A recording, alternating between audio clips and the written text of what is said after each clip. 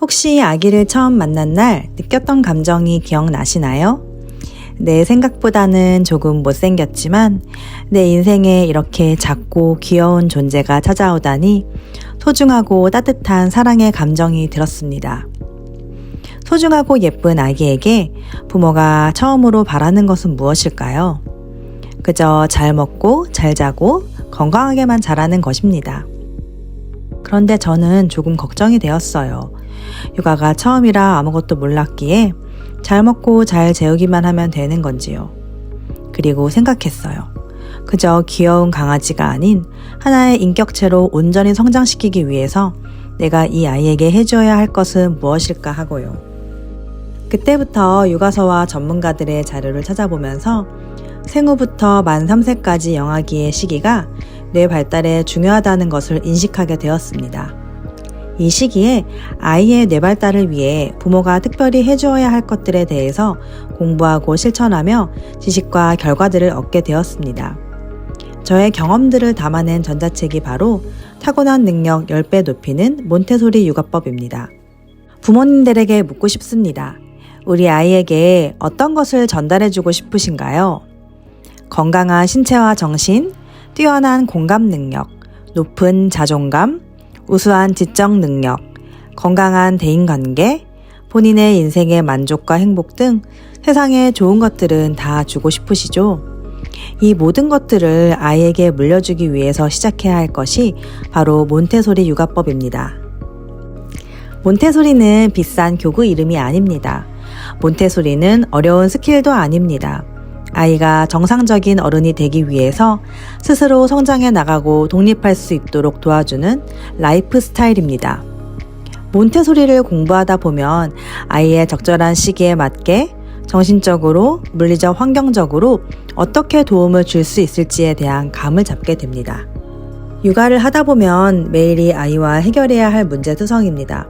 모든 상황이 처음이고 아이와는 대화도 통하지 않고 누가 알아주지도 않고 마음대로 멈출 수도 없는 것이 육아의 힘든 점들인데요. 그래서 부모는 부부가 살면서 맞춰왔던 일상의 루틴과 가치관을 아이와 함께 사는 삶을 위해서 다시 준비하고 재정비하는 기간이 필요합니다. 이때 일어나는 많은 충돌과 힘듦 속에서 기준을 잡을 수 있다면 육아는 한결 쉽게 느껴질 것입니다. 저는 몬테소리 육아를 통해서 아이의 특별한 시기에 대한 이해, 내 아이를 온전히 이해하는 법, 아이를 대하는 태도, 아이와 어떤 활동을 하면서 시간을 보낼지, 아이의 장난감을 고르는 방법 등 많은 방면에 있어서 저 나름대로의 기준을 세울 수 있었습니다.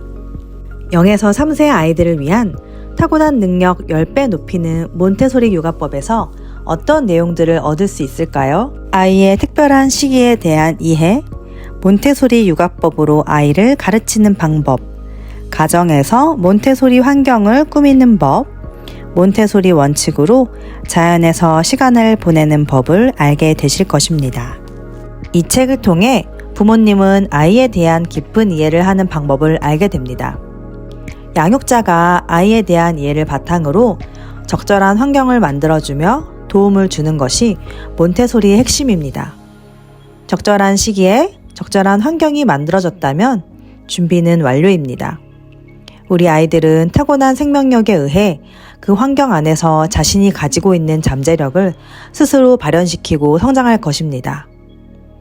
이 책을 통해서 쉽지 않은 육아의 과정 가운데 자신만의 육아 기준을 세우고 아이에게 맞는 환경을 만드는데 꼭 도움을 받으시기를 바랍니다.